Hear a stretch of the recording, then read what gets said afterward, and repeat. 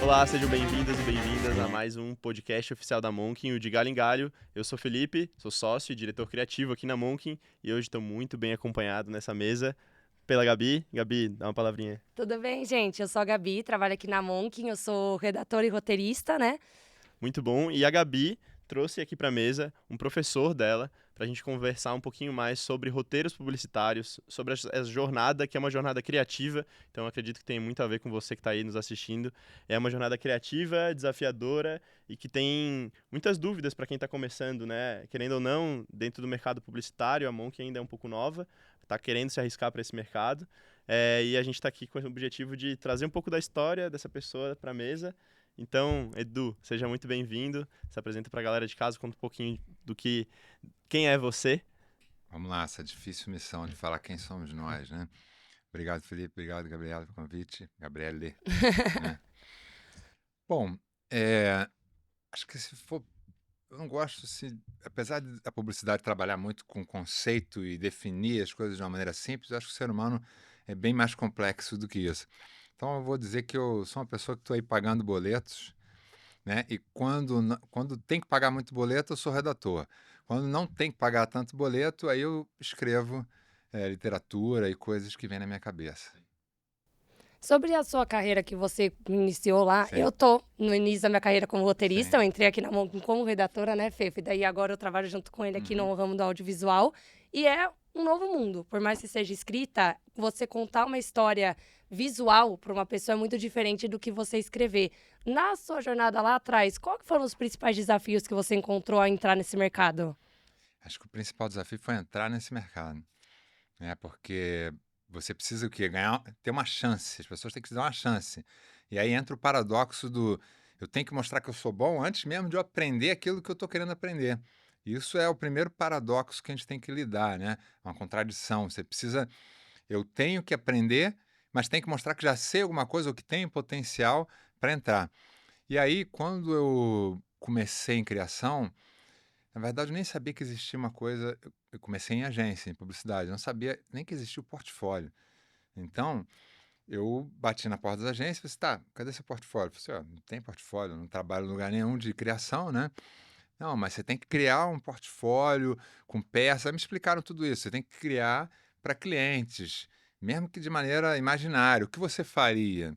E aí eu comecei esse trabalho. Então, aí eu batia na porta das agências, mostrava para um, mostrava para o outro, recebia uma hora um feedback, pô, que legal, outra hora, pô, cara, acho que não é isso e tal. Então era um dia, pô, tem potencial para esse caminho. No outro dia, pô, não tem jeito para isso. E todo dia lidando com essas frustrações de bater na porta e também observar como isso mexe com a gente, né? Alguém diz que você é bom e depois alguém diz que, pô, acho que não sei, hein, cara.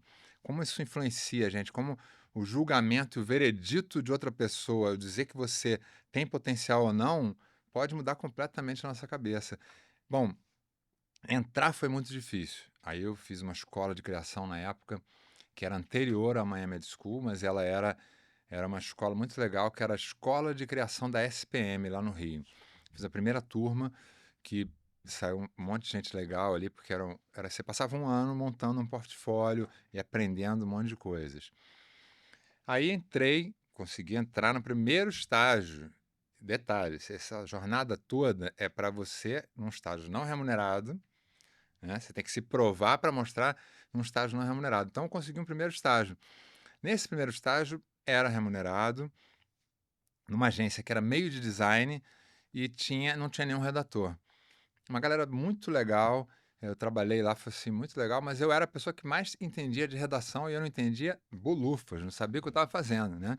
Então, era assim, muito agradável, muito legal, me pagava, um pessoal muito, que eu considero até hoje, artistas, hoje em dia é um grande escultor, o outro era um escultor na época.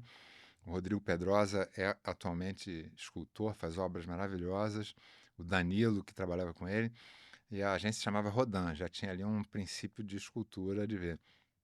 Mas eu posso ficar aqui nessa agência durante muito tempo e tudo indo bem, mas eu preciso de alguém que saiba mais. Eu tinha aquela sensação assim, eu preciso mostrar o meu trabalho e alguém falar, não, isso não está bom por causa disso, por causa daquilo.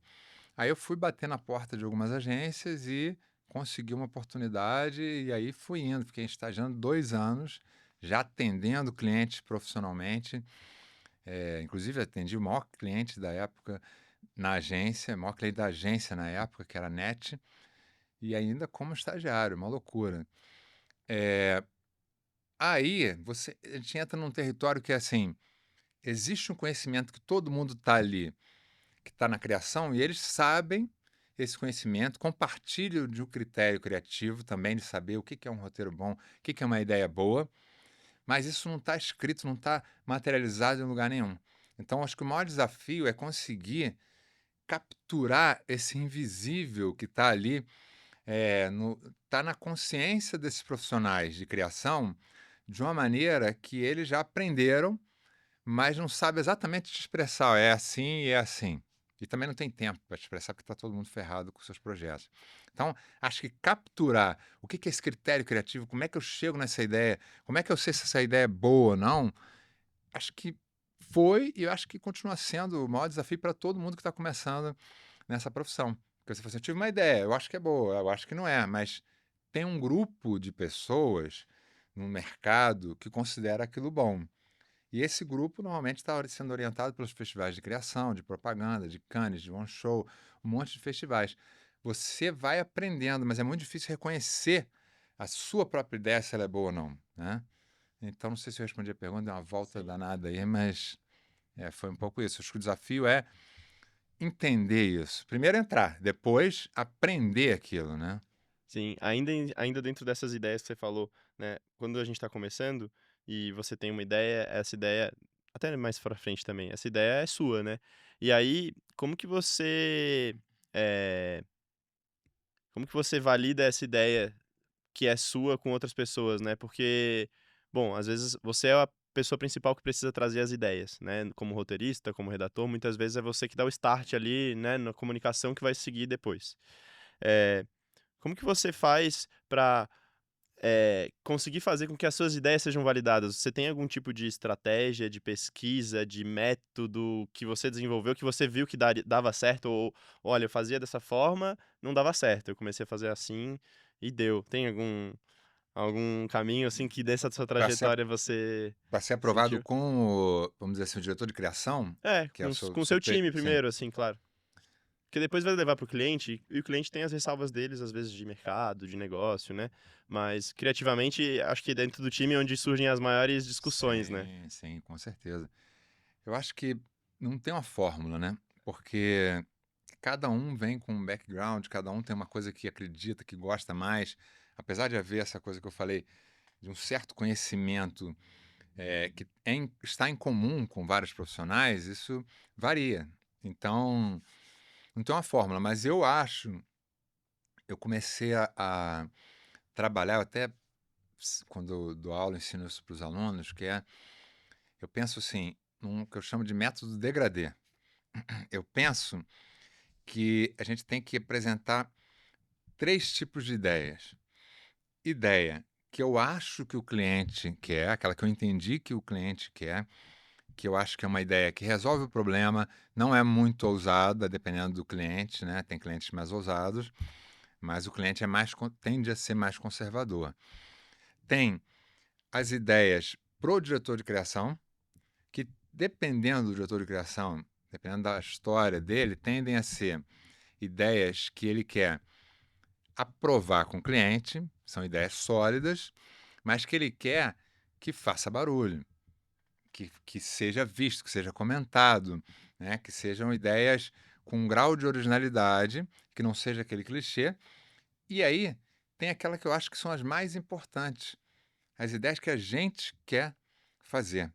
Porque se a gente ficar só pensando no cliente, só pensando no diretor de criação e for ignorando aquilo que a gente quer fazer, aí vira chato, fica tudo muito chato. Você está sempre pensando com a cabeça dos outros. Se você pensar só em um desses 3 elementos, alguma coisa vai sair de equilíbrio. Então, eu sempre penso assim, eu tendo a querer ter 3 ideias que eu acho que são sólidas, boas, originais e resolvem o problema do cliente. 3 ideias que eu acho que são sólidas, boas e resolvem o problema do diretor de criação. E aí o problema do diretor de criação é aprovar com o cliente, né? Construir um trabalho que ele se orgulhe e que dê visibilidade para toda a agência, para a marca. Então, esses que são os problemas deles, eu acho, né? Normalmente é o que eu acredito. E aí você tem que conhecer o cliente, tem que conhecer o diretor de criação para começar a fazer essas suposições. E é claro que você pode errar.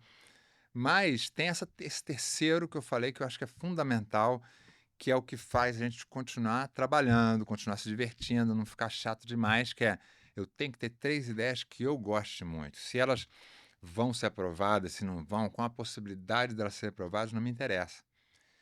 E aí, o que eu acho que essas 3 ideias que a gente tem que levar para o diretor de criação, para apresentar e para o cliente, elas podem ser as mais malucas do mundo, mas elas têm que atender a um certo critério.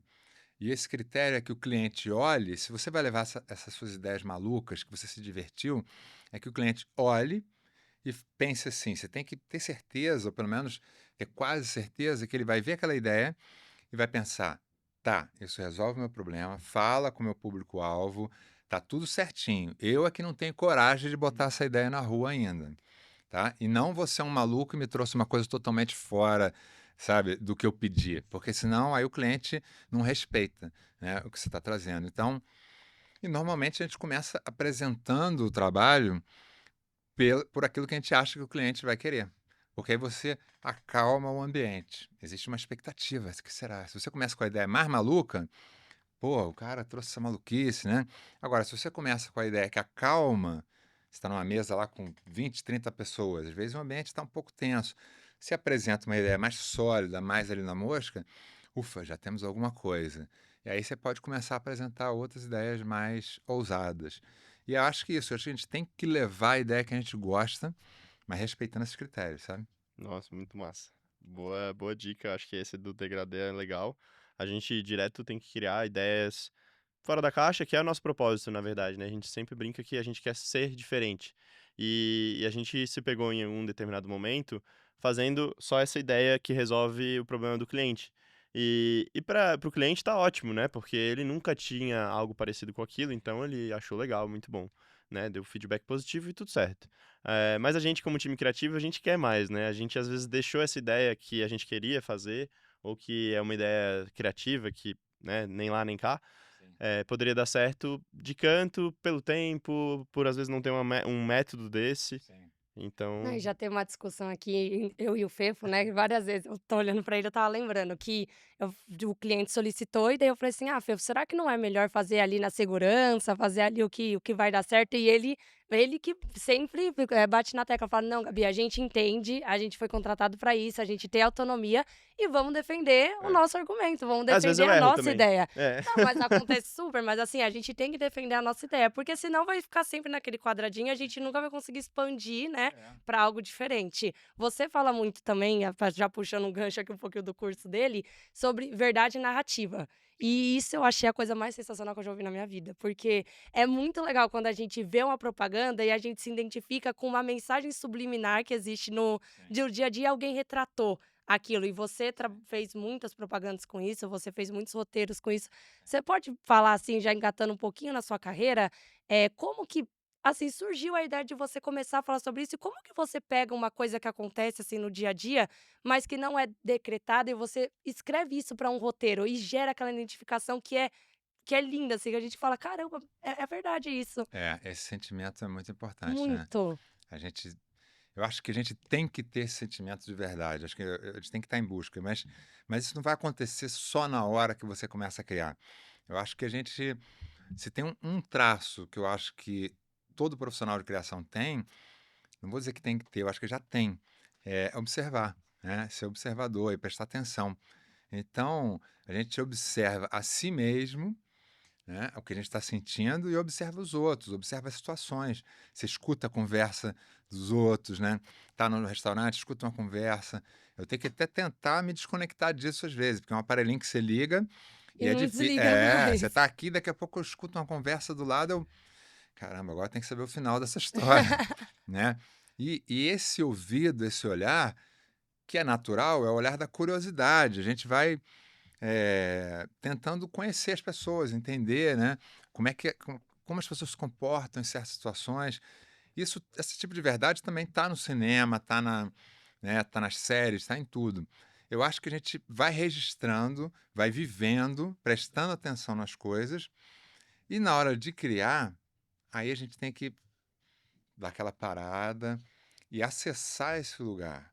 Porque eu acho que um problema que eu vejo muito nos alunos, eu sempre vi, e em mim mesmo, quando comecei, né, na profissão, é a gente começar a criar com o desejo, com a vontade de querer mostrar o quão criativo a gente é.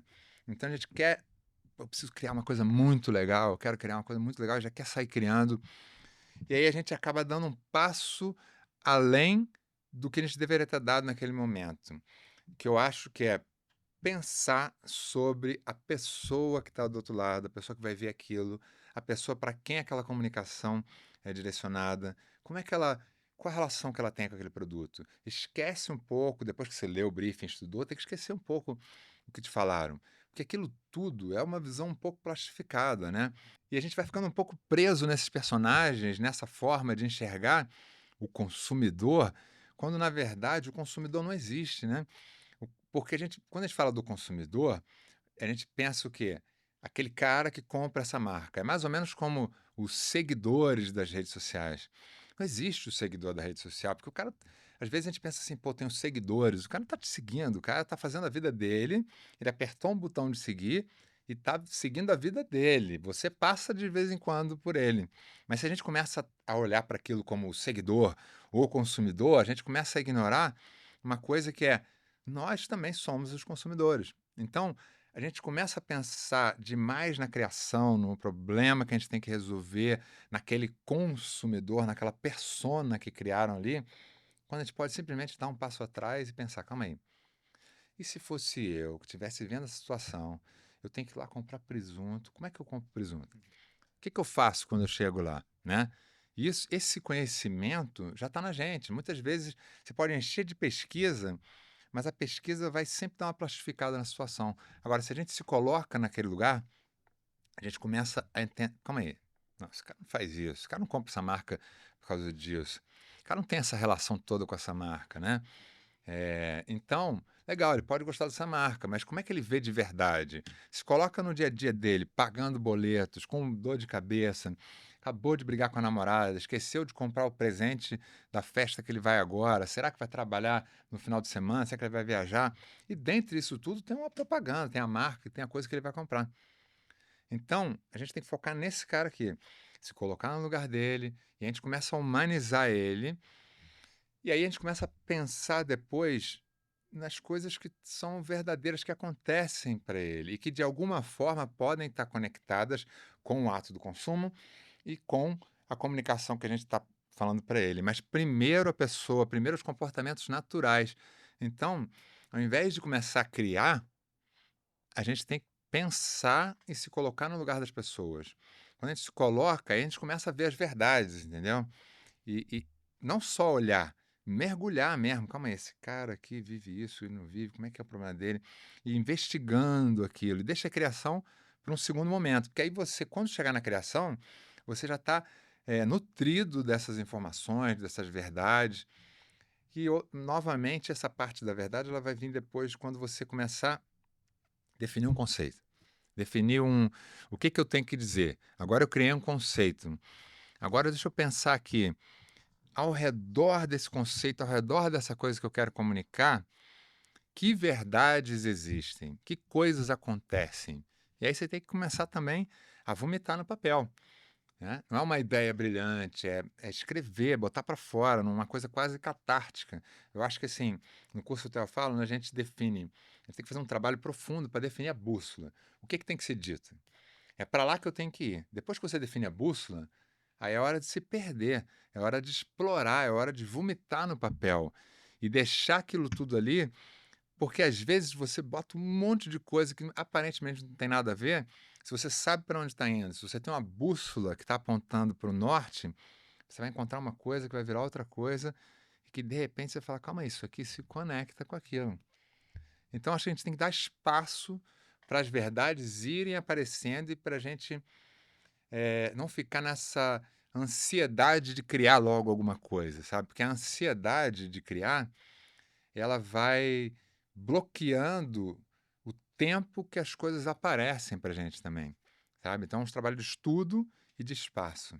É o que eu acho, assim, que aí as verdades vão aparecendo. Perfeito, muito bom.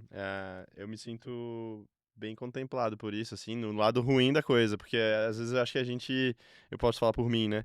Eu realmente acabo indo muito pro conceito, né, do que a marca quer, e a gente acaba não se permitindo muito criar, até porque às vezes a gente tem essa baliza é, de preocupação, assim, eu não vou levar essa ideia porque é tão fora da caixa, e acaba já deixando ela de lado, em vez de talvez, não, peraí, deixa ela aqui, vou continuar me nutrindo aqui, quem sabe eu resgate ela agora com mais contexto.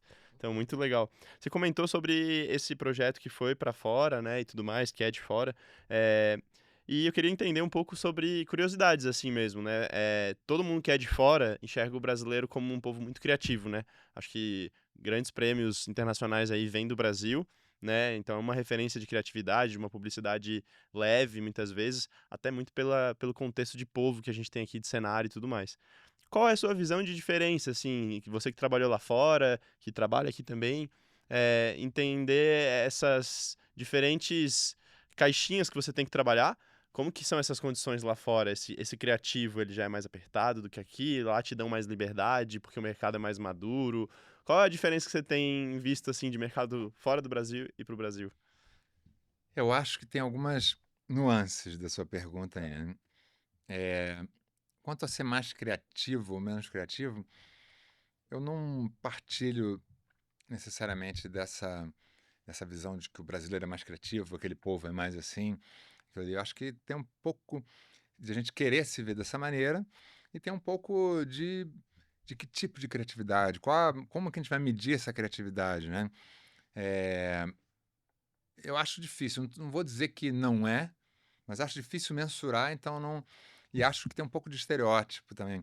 Nós somos criativos, nós somos. O que eu acho que tem, e pode influenciar isso de alguma maneira, e aí vai para outra nuance que você falou da liberdade ou não, o que, que eles têm lá fora e o que, que a gente tem aqui, é que eu percebi, na minha experiência quando eu morei nos Estados Unidos, que eles são muito planejados. Né? E me parece que isso é o oposto do que a gente tem aqui. Essa cultura do planejamento. Não porque a gente escolheu isso, não sei nem dizer historicamente de onde vem, mas a gente percebe que a nossa vida não é muito planejada. Né? E não só a nossa vida, quase tudo no Brasil não é tão planejado. Você não consegue ter tempo e nem.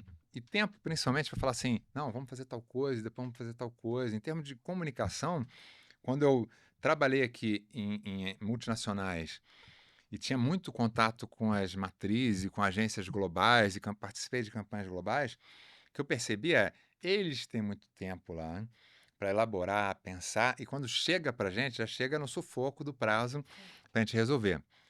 Não sei exatamente por quê, mas é assim que chega para a gente. Eu acho que isso a gente foi se adaptando a ter que apresentar coisas de qualidade e criar com pouco prazo, né? E eu acho que isso passou a virar um modus operandi, a gente se virar, a gente improvisar. Então a gente improvisa porque não tem outro jeito, não deram tempo para planejar, não nos deram as condições e a gente tem que fazer as coisas acontecerem. É o que eu acho. E lá eu vejo que é muito planejado, né? E às vezes, o excesso de planejamento, às vezes é bom, porque te dá tempo, você consegue se aprofundar, você consegue criar, não tem que ficar essa loucura, ter que se trabalhar até tarde, se matar de trabalhar, isso é maravilhoso.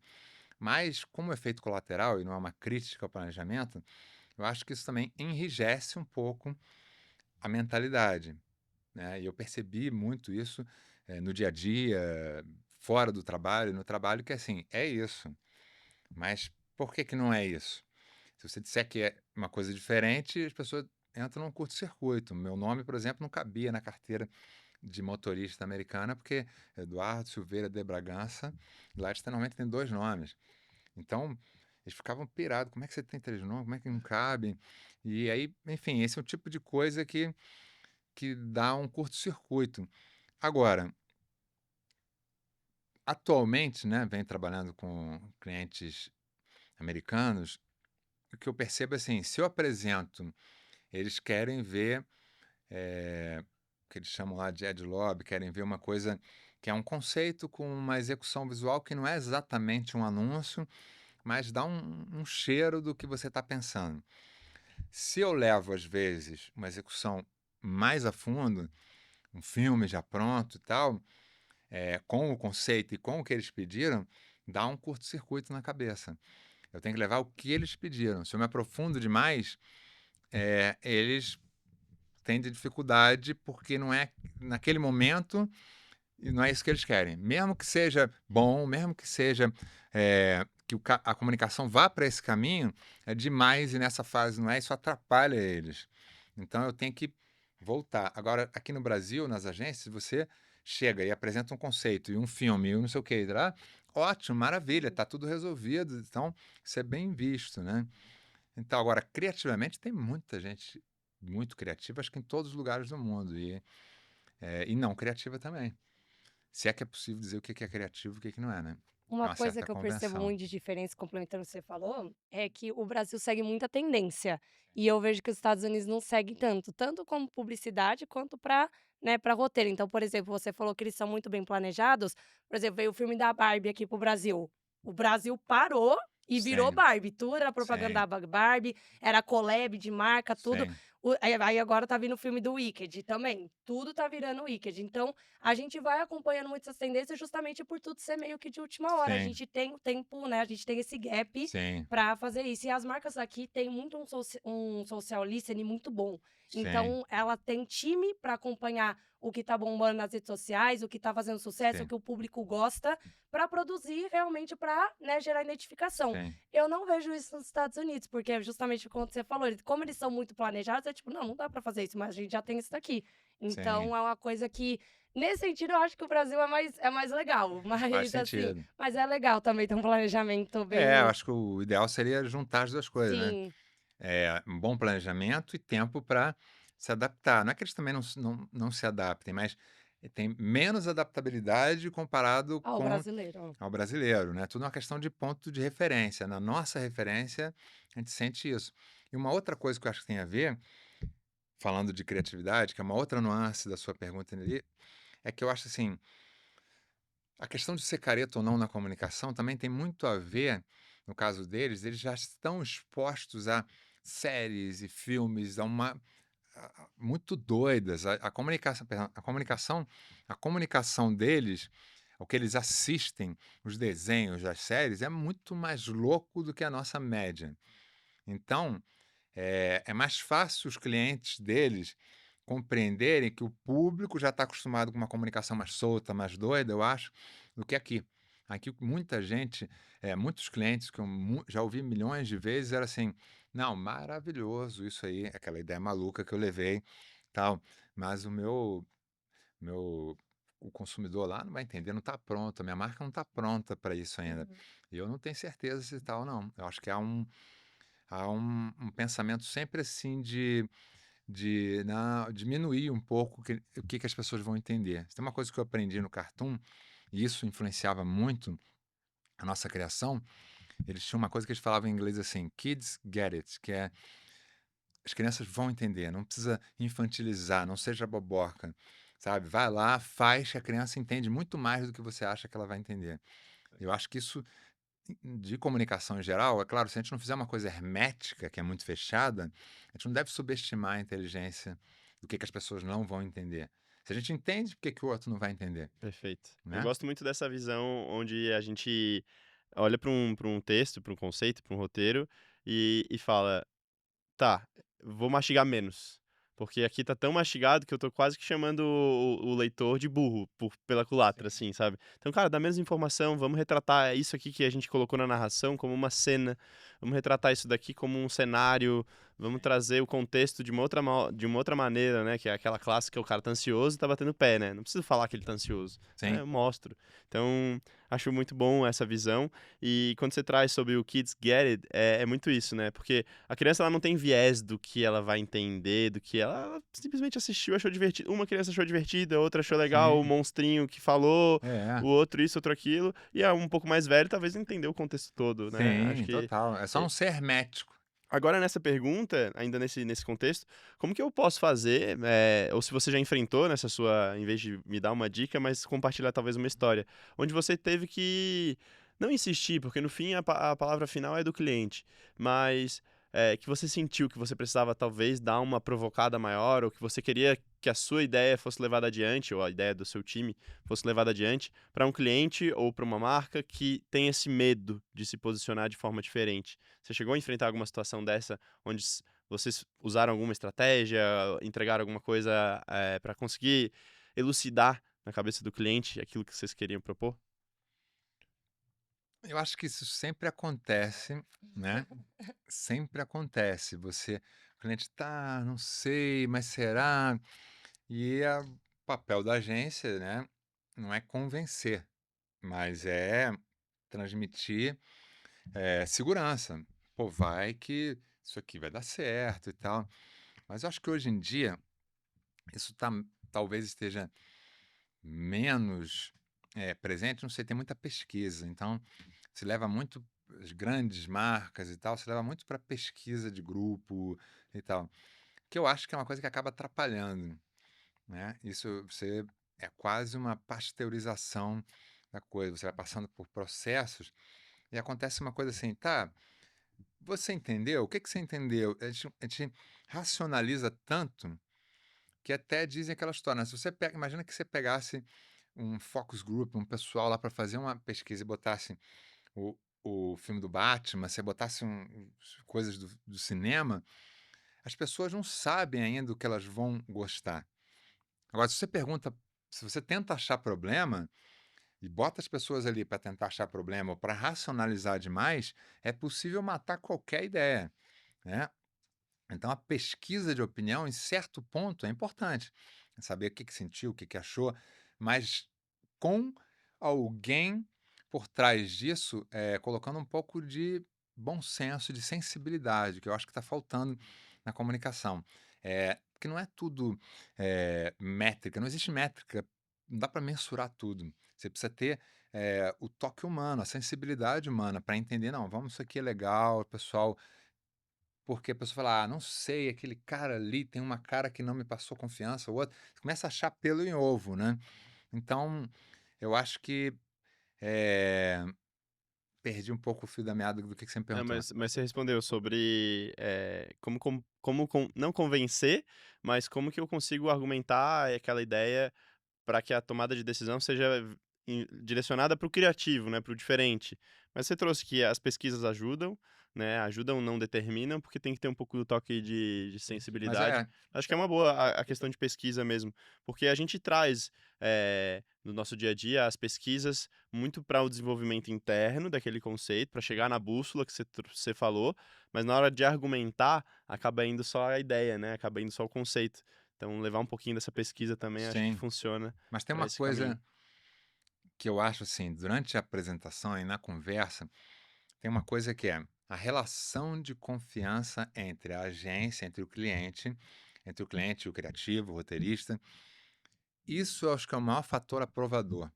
A relação de confiança, né, entre quem está, o cliente que está recebendo a ideia criativa ali que você está levando e quem criou. Essa relação é o maior fator aprovador de ideias, porque isso eu vi acontecer muito claramente quando eu estava na W Macan, com dois grandes amigos que eram diretores de criação, que é o Wade e o Marcelo Conde. Eles criaram uma relação muito legal, muito madura com os clientes, com a Seara, inclusive, que era uma relação assim. O cliente pode estar com medo de que você está levando uma coisa maluca porque você quer criar uma ideia maluca, você quer se divertir, você quer ganhar prêmio, você quer fazer um trabalho que, às custas do negócio dele, dê resultado para você. Quando você, aos poucos, vai mostrando para ele que você não está fazendo isso, que você está levando as necessidades dele em consideração e vai indo gradativamente, né, baby steps, ali, você vai de passinho em passinho, você consegue a confiança dele entender, não, o que o cara está me trazendo, a visão dessas pessoas é sólida. Então, depois que você estabelece isso, fica mais fácil você chegar com uma ideia e o cliente falar: pô, legal, isso aí é muito legal, mas eu não sei, tô um pouco inseguro. E aí você conversar: não, pô, vai na minha, isso aqui é legal, tá, mas você tem que ter construído esse trajeto, senão você não vai convencer ele. Então, o trabalho de argumentação para defender a ideia, se não há essa relação de confiança, eu acho que é jogar fora o seu tempo. Mas há uma coisa interessante que existe, que fica entre essas duas coisas, que é você tentar entender por que que o cliente não está aprovando aquela ideia e tentar argumentar não sobre a sua ideia, mas sobre o que a sua ideia está fazendo. Então, assim, esse exemplo você não gosta, tá bom. Mas, olha, ele traz humor, um humor surreal, porque o surreal aqui é importante por causa disso, por causa daquilo. Então, você não está apegado ao exemplo específico, mas ao subtexto, ao que está por trás daquilo, e você tentar entender por que que o cliente não quer, e tudo bem, se ele não quer, e se você tenta explicar o que você está tentando fazer ali, e ele mesmo assim falar, não é o que a gente quer, beleza, bola para frente, porque Uhum. também E você já trouxe aquela ideia segura também ao é, mesmo tempo no sim, método de que antes ali. provavelmente, se você fez o seu trabalho direito, é uma ideia segura que você não vai ter vergonha dela, porque isso é importante. Você levar uma ideia segura que você fala, pô, resolvi o problema, você, puta, olha o que eu vou botar na rua, Broxante aqui, né? né? Legal. Acho que você tem que levar uma ideia segura que você tenha orgulho, que tenha verdade humana. Porque assim, ela pode não ser uma ideia muito original, ela pode não ser uma ideia muito sensacional, mas se ela tem um ponto de verdade humana, se ela se conecta, aí é uma ideia que você vai falar, pô, legal, né? Porque isso nunca falha. Muito massa, muito massa. E aí você ficou esse tempo lá fora, né, nessa sua carreira já lá junto com o Cartoon, né, e eu até vi ali alguns roteiros que você desenvolveu.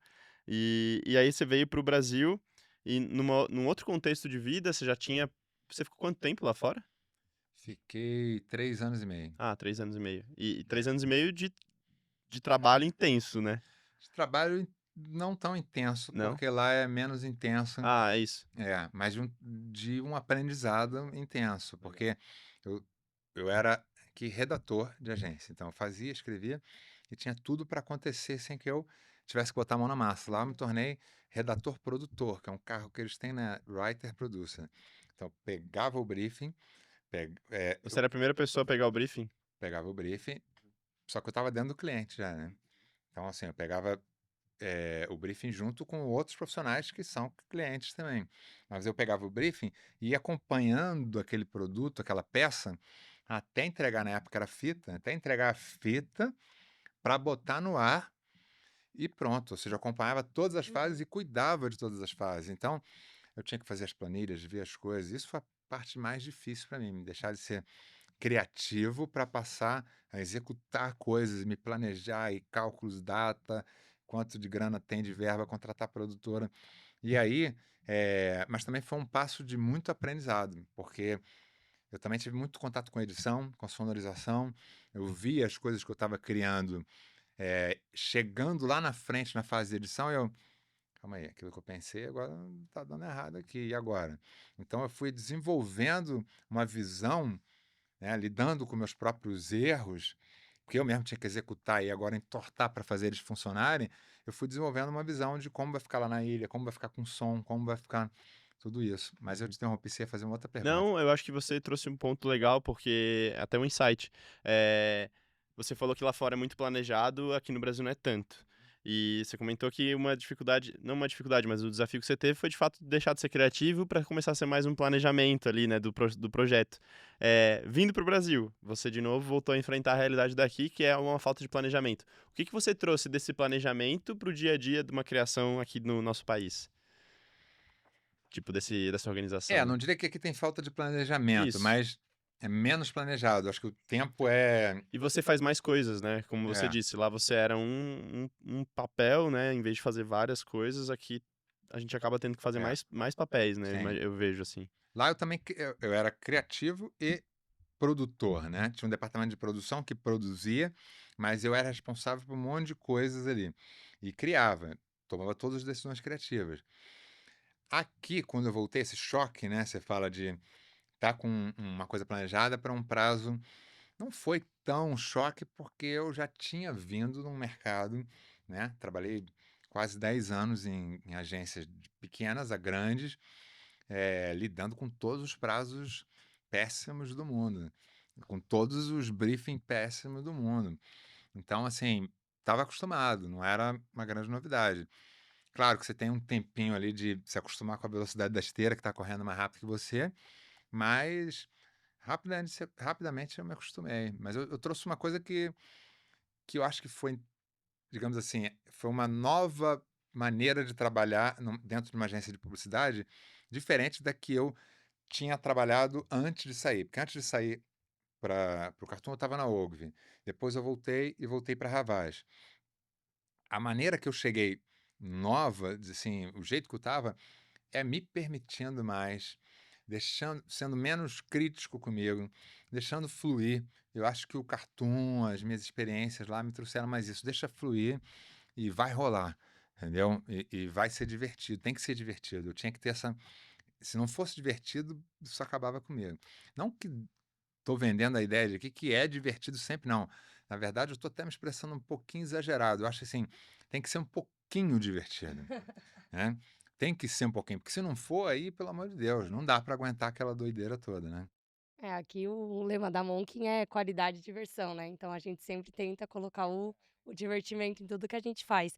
E daí trazendo toda essa bagagem que você teve lá de fora, o que que incentivou você a montar a sua própria, né, a sua própria agência, ter a sua liberdade de poder criar, o que que virou a chavinha e você falou assim: "Tá na hora de eu ter o meu"?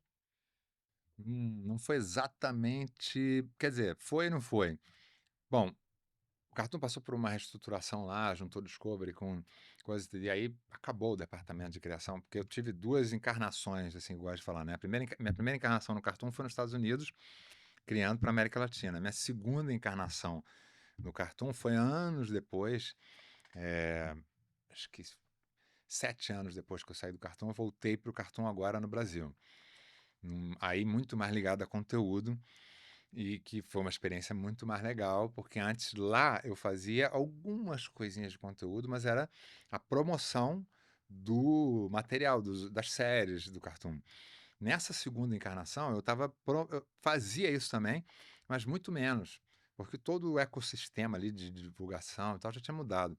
Já estava com stream, já tinha um monte de coisa mudado, então não tinha tanta necessidade dessa promoção, mas tinha necessidade de gerar conteúdo. Então eu cheguei, dei uma sorte que peguei esse trabalho de criar conteúdo ali, foi sensacional. E aí foi uma segunda encarnação maravilhosa, onde eu exercitei muito de conteúdo. E aí o departamento de uma hora para outra foi extinto, porque com a fusão das duas empresas acabou toda a tradição criativa que tinha. Não sei como está hoje, acho que é outra história, mas até ali o Cartoon Latinoamérica tinha uma tradição de ser um departamento de criação muito respeitado em vários lugares do mundo, mais até do que o próprio departamento de criação do que a gente chamava de doméstico, que era o departamento de criação do Cartoon americano. Porque a marca lá é um pouco diferente para o mercado doméstico e tal. Então tinha muita gente legal trabalhando na América Latina para o Cartoon. Aí isso acabou.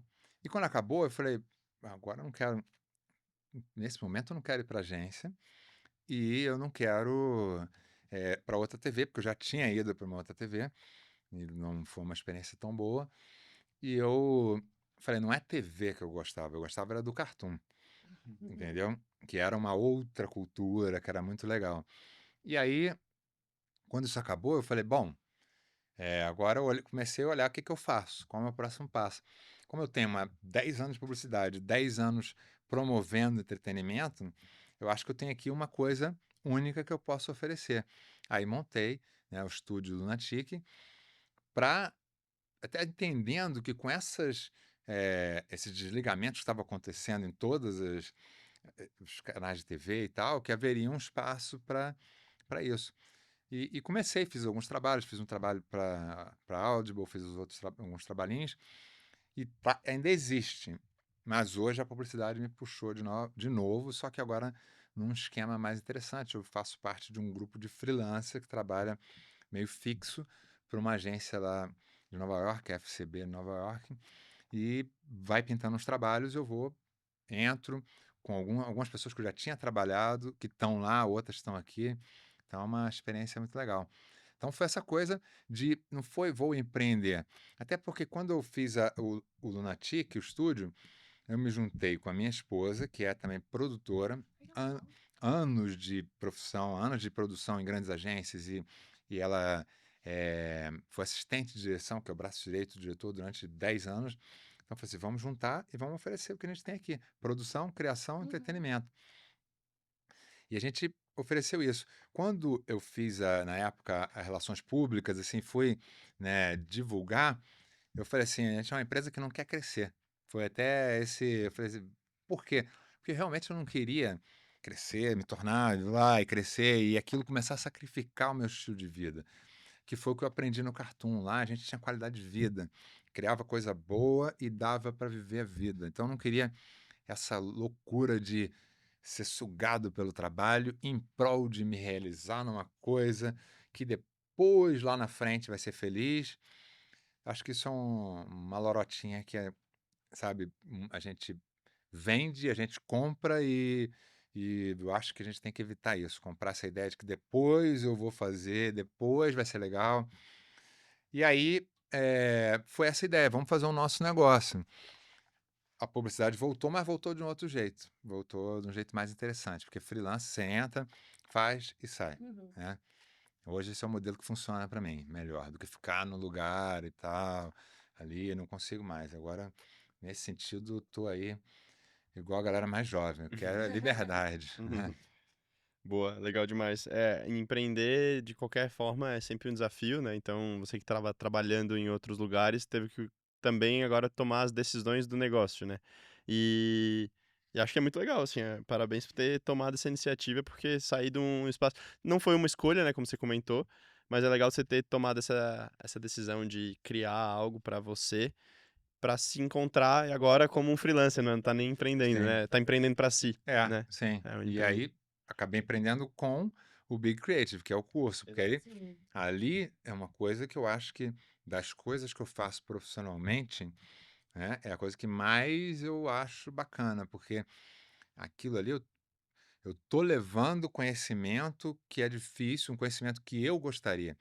Como eu comecei falando, eu tinha muita dificuldade de aprender o que que era isso, como é que se aprende o que as pessoas de criação sabem, né? Então eu falei, pô, eu acho que eu tenho um compromisso de devolver isso, sabe? De tentar passar isso adiante. Então, eh, esse tipo de empreendimento me interessa, que tem um lado comercial, lógico, mas que não é só o comercial, não é crescer, crescer, crescer, é oferecer alguma coisa também, né? Sim, sim. Né, e eu acho que o prosperar conhecimento que você, né, proporciona é muito bom, porque, que nem a gente estava falando aqui antes de começar, é você que tem a bagagem, é você que viveu aquilo, é você que aprendeu, é você que fez, então você é mais melhor do que ninguém para poder ensinar, muito melhor do que a gente fazer uma faculdade, fazer outra coisa, é quem está ali realmente no dia a dia. Eu, Sim, como aluna do curso, eu posso falar que sim. realmente é diferente de qualquer outro tipo de método que a gente, né, Legal. aprende no dia a dia. Eu, Sim, por exemplo, ainda estou na faculdade, então é muito diferente de eu fazer ali a faculdade, aprender ali a teoria, porque você dá exemplo, você fala quando eu estive lá, quando eu fiz, e sim, você conta as suas derrotas. Pô, minha ideia não passou, atendimento não aprovou, sim. a agência não deu certo. Então, isso é muito legal porque a gente se identifica, a gente fala, caramba, não é só a minha ideia que não dá certo, a dele É, também lá, lógico. tipo. Então, Que é legal. muito bom, parabéns Que pelo seu legal, curso. obrigado. É realmente muito, muito bom, assim, a gente se identificar com alguém do Sim, mesmo mercado. E é sim. muito incrível. Obrigado, E é muito legal. legal Fico feliz, compartilhando fico. com o que a Gabi tá falando, assim, eu te acompanho há pouco tempo, já sei há bastante tempo do curso da Gabi, que ela tá fazendo, mas o pouco que eu vi, assim, já entendi muito bem esse seu propósito de ensinar o que você viveu, de contar as histórias e não querer dizer uma regra, né? Até aqui mesmo você também, olha, não tem uma regra, não tem um método, mas eu faço assim, eu fiz assim.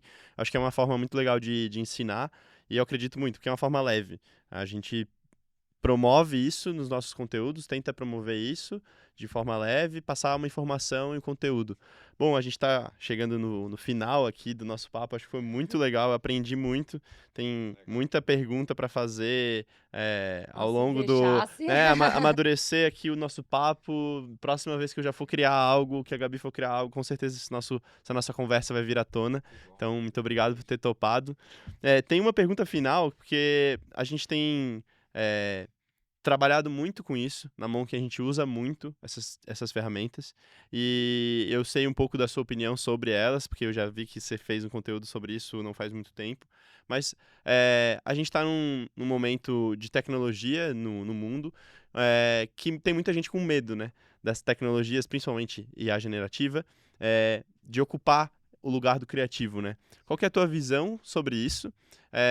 Pro lado ruim, pro lado bom, como você se beneficia disso e como você acha que talvez seja algo para mais tarde, pro futuro mais distante ainda. Como você enxerga essas tecnologias de IA, principalmente, né, que tem nos ajudado tanto? Bom, eu acho que não dá para ter uma opinião totalmente formada, porque a coisa em si que a gente está falando não está formada. Não para de mudar, não para de se transformar. Então é difícil cravar alguma coisa.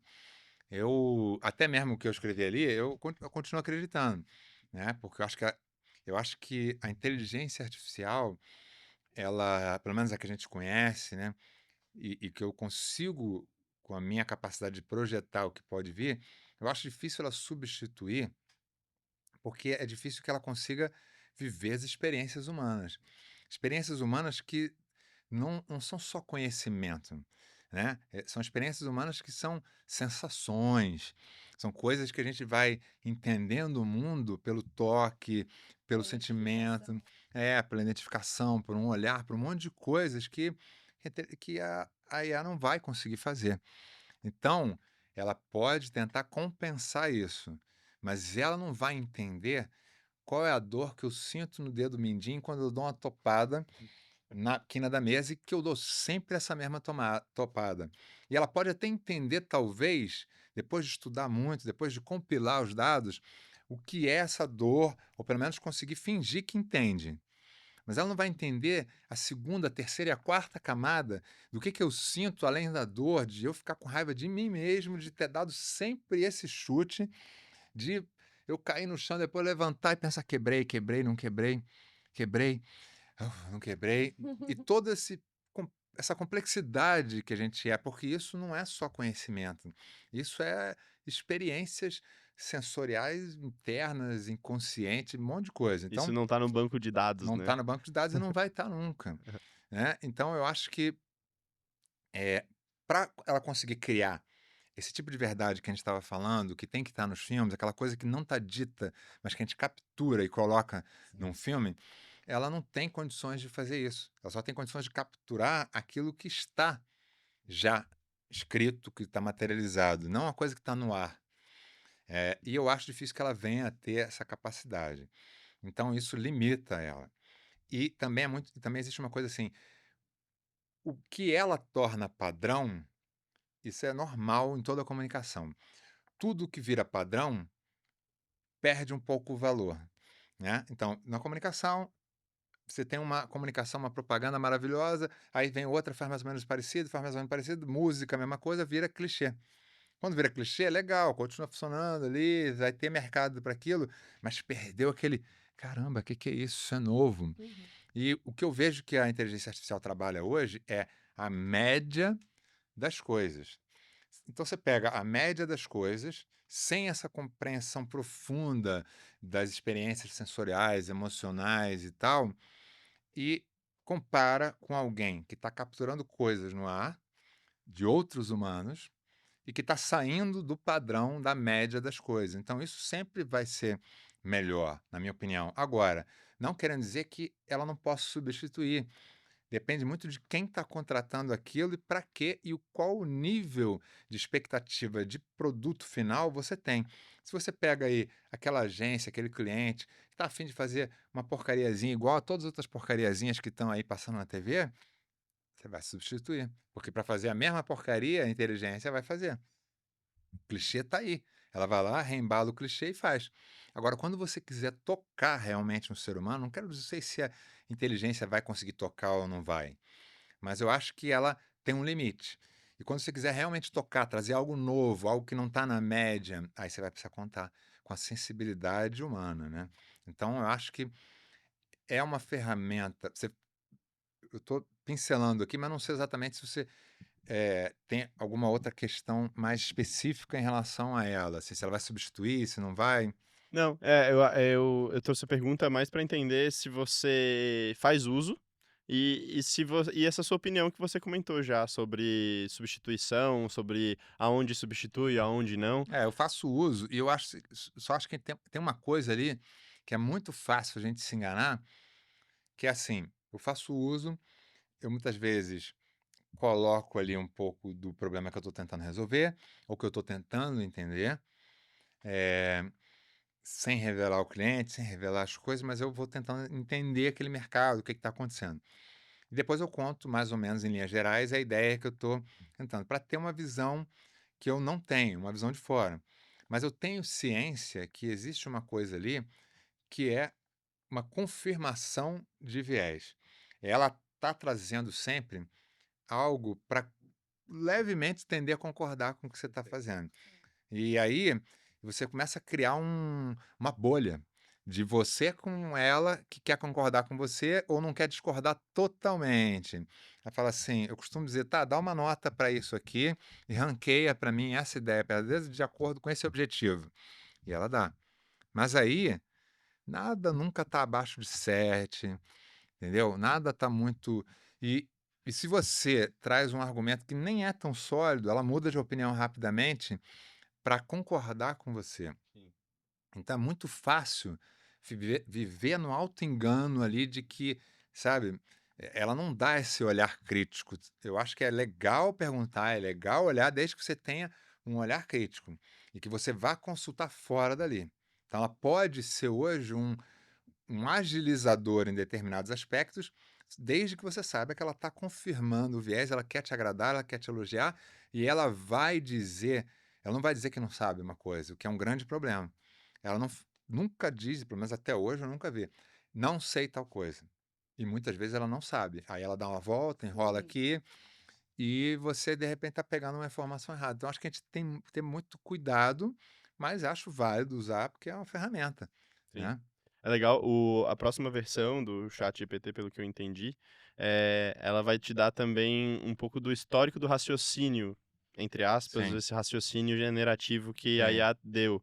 Então sim. você vai conseguir olhar qual caminho que ela seguiu para te responder, e aí você consegue corrigir na metade ali e direcionar, olha, pensa por aqui, não por aí. Você vai conseguir entender um pouco mais da engenharia por trás da resposta que ela te dá. Sim, Então acho que já você começa a conseguir ser um pouquinho mais crítico também na resposta dela, sim. né? Eu acho isso legal, eu também uso muito para isso, para pesquisa. Às vezes eu peço um roteiro ali e olho aquele roteiro, vejo se faz sentido e depois adapto. Mas eu acho que eu concordo muito com a sua resposta, é um agilizador. Não dá para copiar o que tá ali e sair jogando. Acho que poucas pessoas fazem isso. No começo, acho que a galera realmente só copiava o que tava na IA e jogava pra frente. Acho que hoje a gente já tá um pouco mais pé no chão, já sabe que a IA já tem usado mais, então vê que as respostas Vai tomando vai consciência, né? tomando um pouco mais de consciência e usa mais como uma ferramenta de auxílio e de acelerador do que como, né, a verdade ali. Concordo sobre não ter sentimentos em bancos de dados, então faz todo sentido isso que você trouxe. E é legal a gente começar a olhar para IA dessa maneira, principalmente quando a gente for fazer roteiros ou textos, entender cadê o toque humano nisso aqui, onde eu posso colocar. Muito legal, muito legal. Bom, a gente passou sobre sua carreira, sobre algumas dores dentro do mercado, sobre como ser criativo, como conseguir argumentar suas ideias. Falamos também um pouco sobre a sua didática, né, nesse seu novo projeto, que é o Be Creative, que é muito legal. Então, galera de casa aí, por favor, acessem lá, a gente deixa suas redes aqui embaixo para a galera também conhecer. No LinkedIn também eu tenho visto que tem bastante coisa que você tem publicado. Então dá para ter um cheirinho lá do que é o Be Creative e também um pouco mais da sua trajetória. Você é um cara de fácil acesso? Pra galera poder mandar Sim, perguntas para você, com então certeza. legal. Acho que Galera, É um compromisso. Dificilmente eu não respondo. Se eu não respondi, alguma coisa aconteceu na minha vida e eu não consegui responder ainda. Mas dificilmente eu não respondo. Bom, galera de casa que tá aí acompanhando a gente também e quiser mandar alguma pergunta pro Eduardo, pode ser nas mídias deles, ou se ficarem mais confortáveis, manda pra gente aqui da Monkin, a gente tenta responder, ou chama o Edu pra fazer mais um papo aqui. Sim, com certeza. Acho Vai que ser um prazer. Acho que é muito legal a gente ter essas rodas aqui. Você também, se quiser trazer algum colega seu de trabalho que possa somar com essa discussão. A gente fala muito sobre negócios, empreendedorismo, sobre tecnologia, sobre inovação aqui no nosso canal. Mas acho que também tem um pouco da criatividade e do criativo no meio disso tudo. No fim, as nossas entregas são criativas. Sim, Então, é legal a gente trazer um pouquinho também dos bastidores vai ser um do que prazer. a gente precisa Sim. para atingir os resultados dos nossos clientes, né? Que é o Sim. que a gente quer no fim, você, nós aqui. Sem dúvida. Então, Edu, obrigado mais uma Felipe. vez. Obrigado, Gabriele. Muito obrigado. Foi um prazer estar aqui. Obrigado Prazer demais. todo nosso. Valeu. Bom, esse foi mais um de Galho em Galho e até o próximo com muito mais conteúdo sobre inovação, negócios, empreendedorismo e criatividade também. Até mais.